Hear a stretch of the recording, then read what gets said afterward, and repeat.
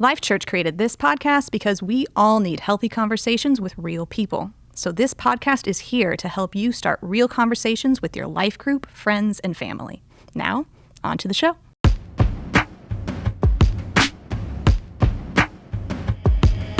Welcome to the You've Heard It Said podcast. This is Allie. And this is Stuart. Oh my gosh. If you want to get that joke, then you should listen to the last episode. Oh. This is Jason. Okay, Jason. Well, today I thought we could talk about Monopoly. Have you ever played Monopoly? Have I played Monopoly? Like, how old do you think I am? It wasn't like an age joke. I just didn't know if you've ever played it before. Yes, I played Monopoly. Well, good to know. I was just establishing that. So Okay. People usually have some strong feelings about their strategy behind Monopoly. Yeah, I do. I figured that you would. I wondered if you could tell me a little bit about your strategy at Monopoly. And then if my strategy's better, I win.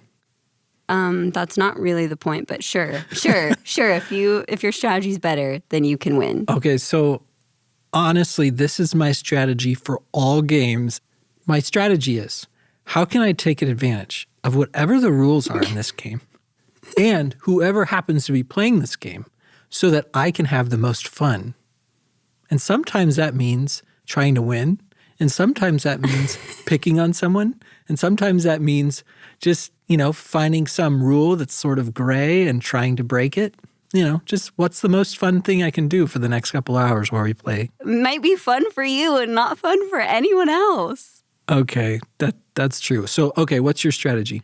Okay, so I have not played Monopoly in a very long time. But when I was a kid, it would get very... So like 4 or 5 years ago? Oh my gosh. Okay, Stuart. When I was a kid, this would get really heated in my house because I have two brothers and one of them is 5 years older than me and the other is 7 years younger than me. And so when my dad would play with us, he would make these ridiculous deals with my younger brother because he couldn't really understand what he was doing. And so it would bankrupt my older brother and I.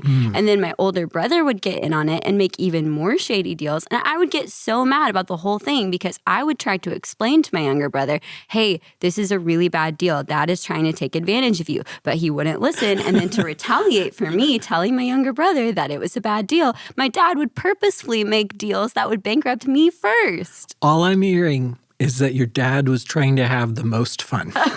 You would view it that way. I'm just saying that it seems like the strategy goes back to like relationships and taking advantage of opportunities that present themselves and like knowing the people you're playing with and having fun. Okay. I don't think so. But in a weird way, that does actually segue exactly into what we're talking about this week. We're going to get practical about how to manage our money. And I think that we'll find that relationships, obedience, and taking advantage of opportunities is a big part of managing our real life money, not just Monopoly money. So basically, I win. No. What you're saying is... That's not what I'm saying, especially because you don't want to take advantage of others when dealing with like actual money. So you're saying I should just think of my money as like Monopoly money? Not entirely. No, I think you're missing the point here. So you're saying the big question is, how do I practically manage my money? Yes. Okay. And actually, we're going to talk to one of my favorite people. He's someone who has actually been a mentor to me. And he's really, I think, going to become a mentor to you in this season. I really just respect anything that John Davis has to say about generosity. And he's going to talk about another idea, building generational wealth. And I think that you're really going to benefit from his wisdom, his stories, and his perspective.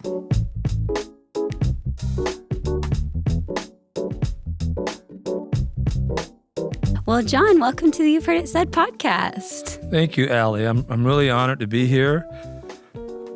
Don't know why I was chosen, but I'm going to step into the moment and fill the gap and try to make this as enjoyable as we possibly can. Oh my goodness. Well, there's so many reasons why you were chosen. You have impacted my view of how to manage finances really well. So I'm excited for all of our life groups to get to hear and talk about it as well.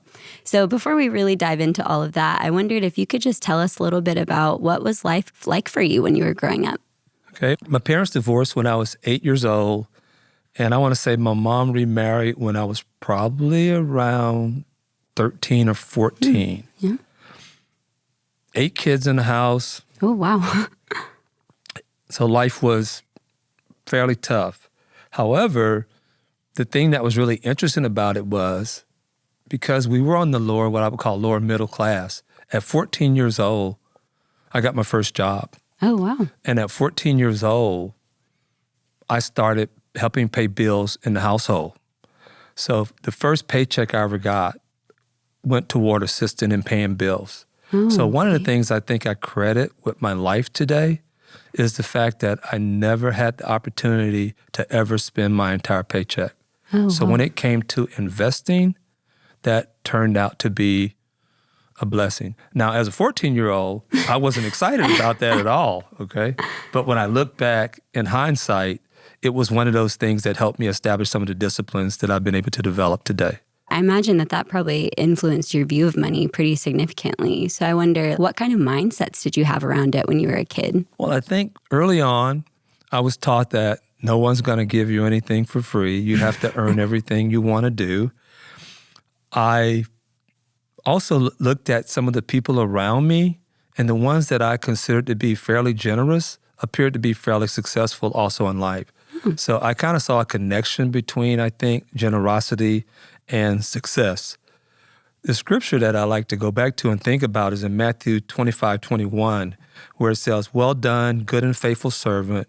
You have been faithful to a few things. I will put you in charge of many things." And the word that stands out to me is servant. So I've always had this mindset that we're called to take the money that we receive and use it to serve others, not to continue to use it on ourselves. Or as the parable talk about building barns, build bigger barns. That's good. So you mentioned this connection between generosity and success. Where did you see that? One of the individuals who became a lifetime mentor for me is a gentleman by the name of Eddie Odom. And I saw him pour so much into children, in their lives, day in and day out. And at the same time, I saw God allow him to build this real estate empire. Wow. And for me, it was the connection of his ability to love out to others, to reach out to others, to give to others unconditionally. God was blessing him with that success. Yeah. And the reason it means a lot to me is baseball happened to be my way to college and allowed me to be able to do some of the things I've done. Wow. So it sounds like you had a lot of really great influences in your life helping you figure out your mindsets about money. Right. So how have they evolved over time? So you're 14, you're helping pay with the water bill. Right. What happens next when you So start? what happens next is I meet this family called the Neoportes. And Tom Neoporte, it turns out to be a professional golfer, and his son Nipper is my catcher. And the Neoportes basically mentor me. They take me into their arms and they begin to teach me about life, not only through being generous to me and my family, but about how to take your resources and build wealth and work toward others. And a lot of people would never know that they were wealthy because they never flaunted their wealth. They never wore the most fancy clothes. And it was the beginning of showing me that wealth wasn't necessarily an identity thing. It was a way of leveraging resources to help others. That's interesting. So you've mentioned in relationship to generosity a few times some relationships. Right. What role do you think relationships have when we think about managing our resources? I think it plays a significant role because, first of all, God created us to be relational, right? As we're talking about these life groups right now, we're building relationships. God has given everyone that's a part of these life groups today listening different resources. Some may be financial, some may be time, some may be energy, some may just be listening or praying over others. But we all have gifts that he's given us, and he expects us to be generous in those gifts to others. I always take the entire Bible and wrap it down to the two things that Jesus said, love God and love people. And the way we love people is being generous out of our hearts. That's really good. So you mentioned that baseball is kind of how you went on to college. Right. I wondered, could you tell me a little bit about what college was like for you? Okay, it was interesting. I ended up at two colleges. The first college I went to was in Williamsburg, Kentucky, and I actually went on a baseball scholarship. And probably one of the most interesting decisions, I won't call it a bad decision because I never would have met my wife if I hadn't made the decision. One of the most interesting decisions that I made in my life is I decided to walk away from financial aid toward baseball in Kentucky and go and walk on and pay my way to play baseball at Howard University in Washington, D.C. I had been working summers at IBM down in Boca Raton, Florida. And from there, I was offered an opportunity to work in Washington, D.C. while I was in school with IBM. And that job paid about $15 an hour back in 1981, which is the equivalent of about $43 an hour today. Oh, wow. And as a result of that, I said, okay, I'm playing baseball for free. I have this opportunity to be able to start to save and learn. And I basically gave up baseball and began to work about 30 hours a week with IBM and going to school at the same time to finish my degree in economics. And it was in economics where I began to talk about the value of money, both from a macro and a micro perspective. And one of the things that we did as a project was we took $5,000 at the beginning of the semester, and everybody we played an investment game. And the person who had the most money at the end of there would automatically get an A in the class, and then letter grades would go up from there. Unfortunately, I didn't win, but I did come in second place. And that did begin the process of how do I learn to go and create wealth. Wow. Okay, so you go to college, you take this scholarship, choose something different. That was a little bit harder financially. Mm-hmm. What's going through your mind at this time? I knew passionately where I wanted to go to school, and I knew why I wanted to be there. So I was willing to do whatever it would take without sinning, okay, in order to get my way through college. And I think a lot of life is all about just having the appropriate mindset and approaching things instead of taking the attitude of, this is going to be really hard. I said, I know I'm capable of working 30 hours a week and also going to school 18 hours to be able to get this done. And I was able to get it done. Didn't own a car, rode the bus. I was sometimes in D.C. standing in the snow, standing in the rain, standing in all type of elements. But I knew at the end of the day, the goal to finish college was very important to me. Wow.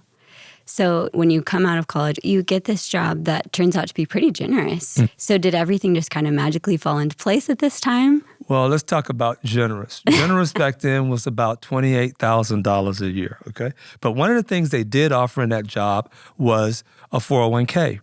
And through that, they matched up to 5%. So my first 401k investments were at $1,400 a year with a matching of $1,400 a year. So what I want everyone to hear is, it's never too late to start, and there's never too small an amount you can begin with. If you have an opportunity to leverage matching 401k in your jobs, I would strongly suggest that it's something that you would consider doing. And the thing about investing that's really, really important is that the sooner you start the investments, the earlier they're going to begin. For me, investing early was a little bit of a challenge. I've been married to my wife, Deborah, for 37 years. Deborah's always been a saver. I was a spender. The opportunity, the money I had left to spend, I would spend a little bit. And I would never forget that we would have, once a month, budget meetings at the kitchen table. And we were allotted, based upon our budget, a certain amount of money to spend a month.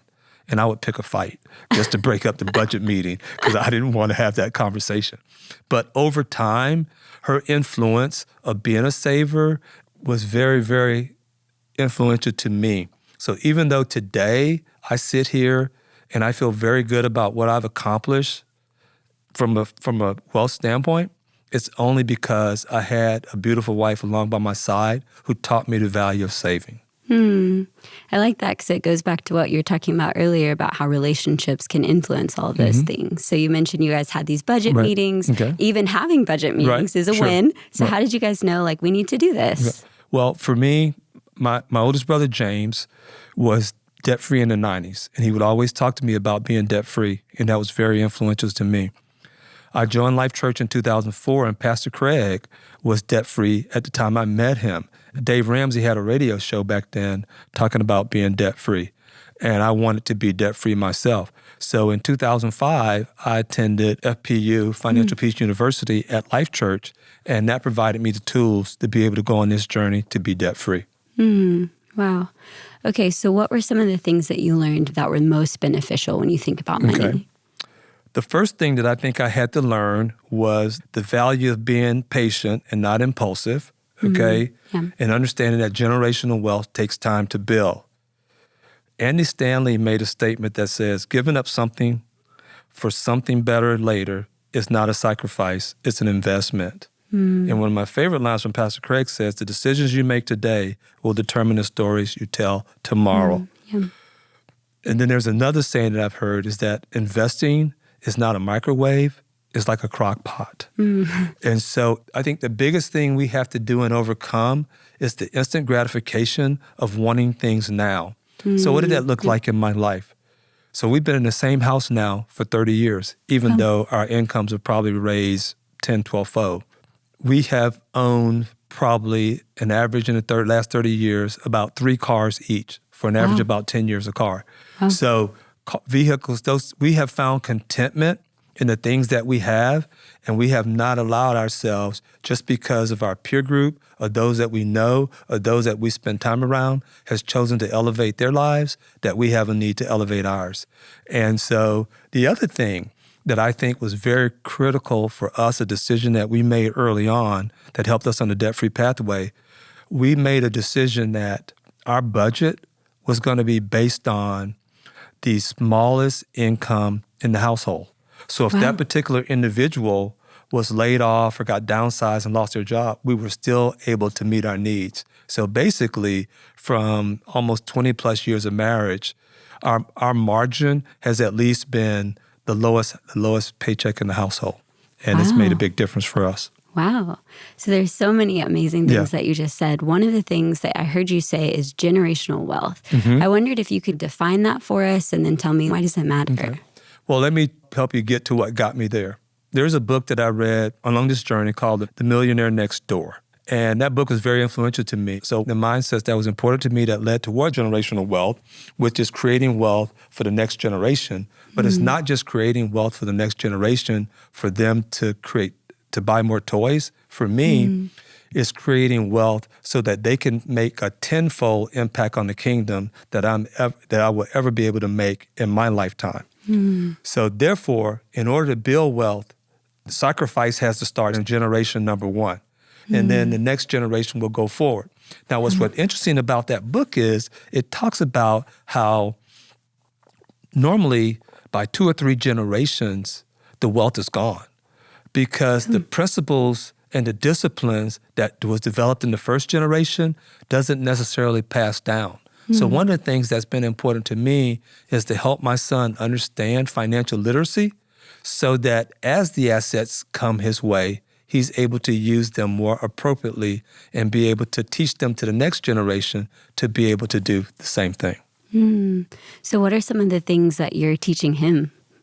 Well, he's a saver, number 1. And so that's really, really important. We talked about matching 401k. We talk about stock investing and what that looks like, and just trying to walk through what some of those things do. So my overall, you were talking about stock being a little overwhelming before. So here's kind of been my approach to that, is that start with something that you're passionate about. It's very, very important for you to have an understanding of what you do. So, for example, I was in the technology field with Seagate for a lot of years. So a lot of my initial investments in stock were in technology because I understood the things that could make a difference. The other thing is, it's going to take time no matter what. So as much as I like the appeal and the allure of what everybody talks about Bitcoin, I don't understand Bitcoin. I'm not passionate about Bitcoin, so I don't invest in Bitcoin. Warren Buffett tends to invest in those traditional things that everybody knows about. So as people begin to go in the market, I would suggest they start with mutual funds and ETFs before they be able to move into actual stocks.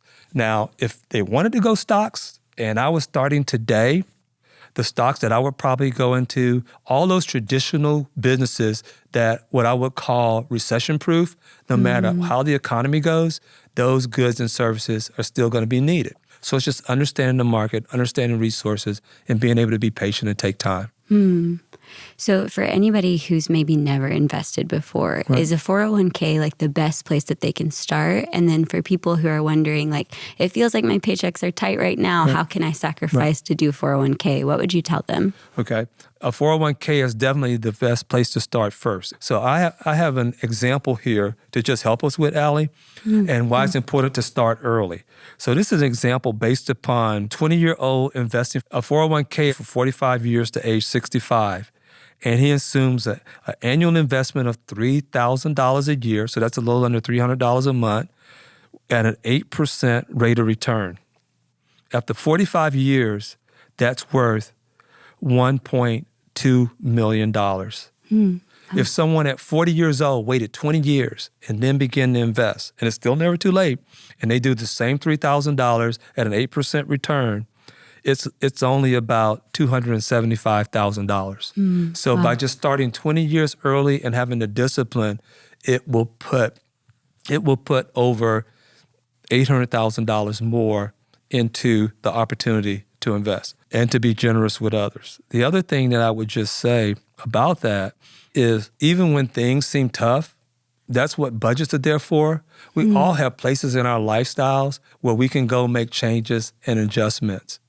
I used to be a member of a club that was called the Mocha Club, and it was basically a donation of $6 a month that sent money to help people start businesses in Africa. And achieving a cup of coffee at Starbucks can begin. So just think if we currently drink Starbucks, once a week, that's at least $25 right there that you have the opportunity to invest in your 401k. And there isn't a minimum amount that you have to start with. And once it begins, then you'll go forward. The thing that I just want to encourage you, though, and it's really important, and we talked about patience over time, it's like weight loss. People will begin to start a new weight loss plan in January.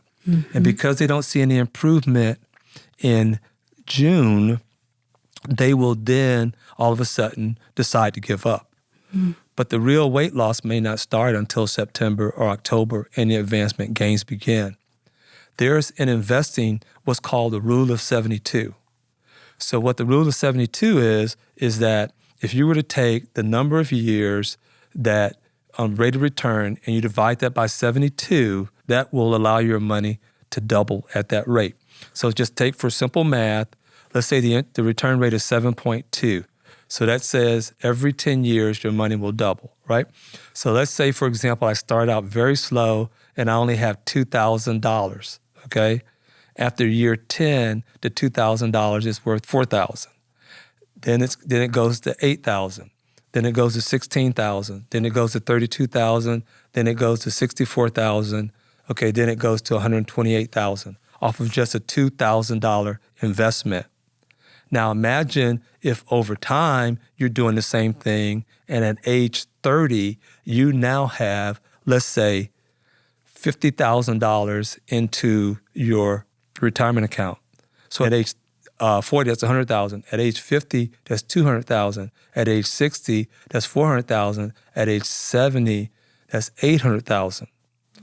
So what happened was on the front end, it didn't grow very fast. But on the back end, it grew exponentially fast. And you're going to see the same thing in how you invest. The first 10 to 12 years, you may not see significant gains. But the time you get around year 12, 13, 14, you're going to reach a point to where the gains are going, not only they're going to be more significant, the returns you're going to receive are going to be greater than the income you make.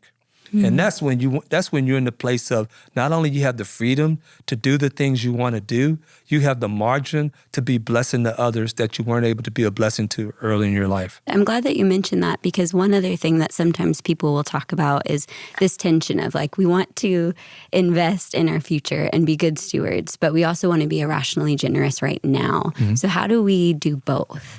I think the way we do both, as much as I tell you about Financial Peace and Dave Ramsey Plan, there are portions of Dave Ramsey Plan that I leverage, and then there were other portions that I didn't.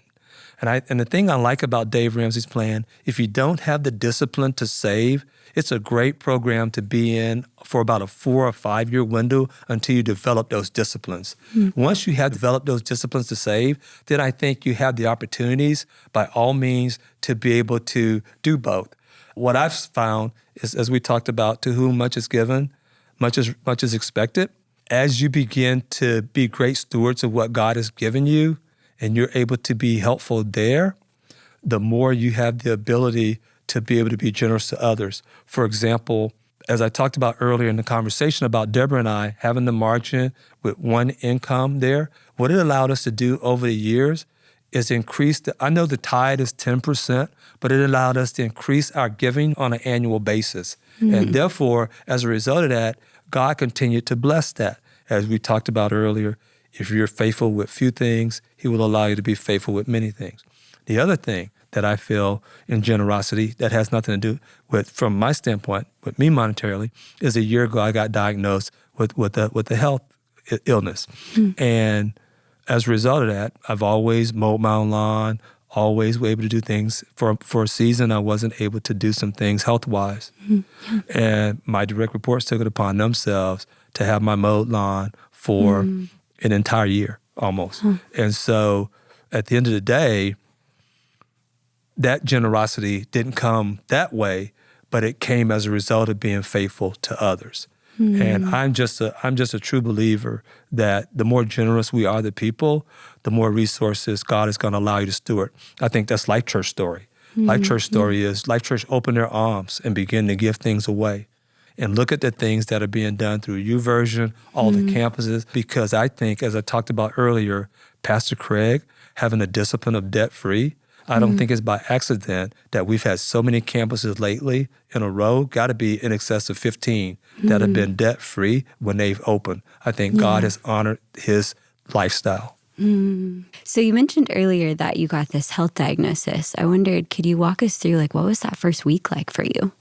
Sure, Allie. It was tough news. It was actually a pretty tough diagnosis. I would admit the first 24 hours, probably cried like a baby. After that, there was a peace that came over me, and the peace was really built around a mindset of, if this is it, no regrets. I felt like I had done what I needed to do to set my family up financially to be able to go forward, so I had peace of mind with that. I felt like I had put 17 years in the ministry and had served God well in that time. I also felt like I was at a place to where the people around me showered me with so much love that it was just amazing. By no means would I would just want to let everybody know that I'm doing really well right now. I've gotten a lot of favorable news over the last several months that is very encouraging to me. But by no means would I ever want anyone to have to go through what I've had to go through. But at the same time, what it has demonstrated to me is God's love through his people. It takes us back to the whole conversation about relationships again. And the people that have reached out to me, the people that have prayed for me, the people that have shared for me have been really, really helpful. The other thing God taught me in this, and I guess it's just about being generous in our thoughts, is that it started out with my prayer life being more around focused on me. God help me, save me, do these things. And God said, your focus needs to be on pouring into others. So I immediately changed how I focus my daily prayer life to, God, how do I love others? How do I pray for others? How do I be there for others? How do I continue to pour generously into those? And we never know what life holds for us. But what I do know is that as a result of my mind shifting and my focus off of me into God's people, kingdom, and other, there's a peace beyond understanding that has come over me throughout this entire ordeal. Wow. Thank you for sharing that. That's really good. So as we close out, I wondered if there's any final advice that you would give anybody who's maybe starting out on managing their money. I would just say start wherever you can. And I would suggest start with a 401k and put in as little as your time. The key is to just be consistent and be faithful. Remember, we're talking about generating wealth, saving for your future.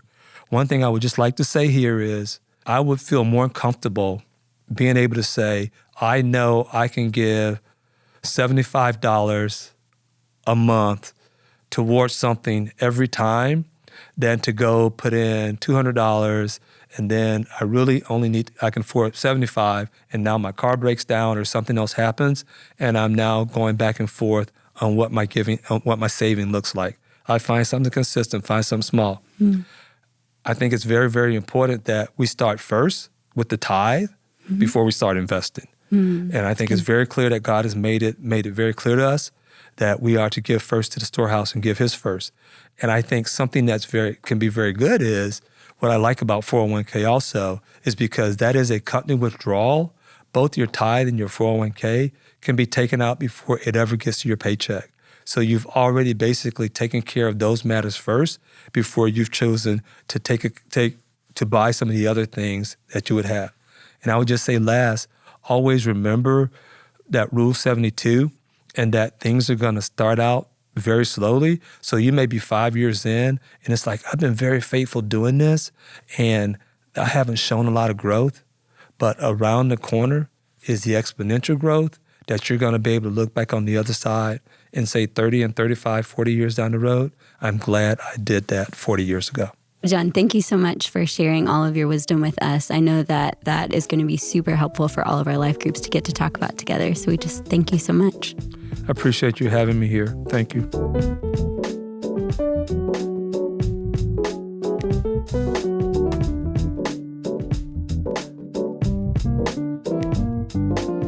So I kind of feel like I got a free economics class. Like, John is so wise about investing resources. And I also love that so much of his focus was on relationships. Yes, I feel that way every time I meet with John. One time I was asking him about how to be a better leader. And he was like, well, it's kind of like you want to be like a referee in a football game or in a sporting event. Like if you do your job really well, no one ever notices you and the game goes on. And I was like, oh, yeah. That sounds really good. Oh my gosh, yes. One thing that I do want to acknowledge, though, is that sometimes when you hear information like that, it can kind of feel a little overwhelming. You might start comparing yourself with others, or you might feel like you're really behind if you haven't been investing since your early 20s. And like we talked about at the very beginning of the season, we don't want any of this to make you feel shame about what you have or haven't done with your money and time. So, we can just look at the Bible. Romans 8:1 tells us there is no condemnation in Christ. And also, everyone's situation is going to look different, like we've been saying. So instead of focusing on the parts that you can't do, of what you heard John say, find something you can focus on that you can do. John actually mentioned the parable of the talents. And something that's easy to overlook is that those people in the story were in different situations. But actually, the first two servants, they had different amounts of money that they had raised, but they were equally praised. The point was that they both used what they were given wisely, even though the amounts were different. Yeah, and when I was reading that the other day, I noticed something different that I hadn't considered before. So the third servant, the one that gets called wicked and lazy, he's the only one who seems to have had a distorted view of the master, which is kind of a symbolism for God, right? We don't know exactly how the first two felt about their master, but we do know they invested well with what they were given, which probably means they trusted him pretty well. You wouldn't invest if you thought they were going to be super mad at you. But in Matthew 25:24, it says that the third servant knew the master was a hard man, so he was scared to invest it. So I think that the parable of the talents is a reminder to reevaluate the way we think about God. If we truly believe that God is generous and abundant and kind, then the way we spend our money and time will probably reflect that. We won't be so afraid to give to others. But if we think God's going to be angry with us or that he can't be trusted to provide, we'll probably hoard what we have or put our trust in resources instead of who God is. And so I think what all of that tells me is that our budget and our calendar are indicators of what we believe about God. And so when I look at my budget and my calendar, I have to ask myself, what do these say about what I believe about God? Does it say that I think he's unkind or that he's unable to provide? Or does it say that I trust he's faithful to provide and that he has my best interest in mind? So what I hear you saying is that rest, making time in my schedule to rest is a way to trust that God is enough. Money, being willing to spend on doing something new and courageous or give and be generous is a way to trust that God is enough.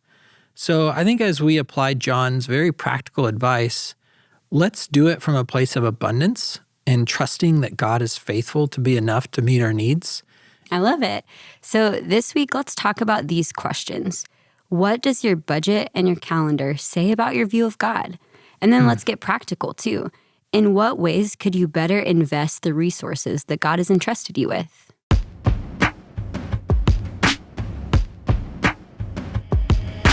We're talking all about how to manage our time and money well this season. And one great way to spend your time is to talk about this episode with someone you care about.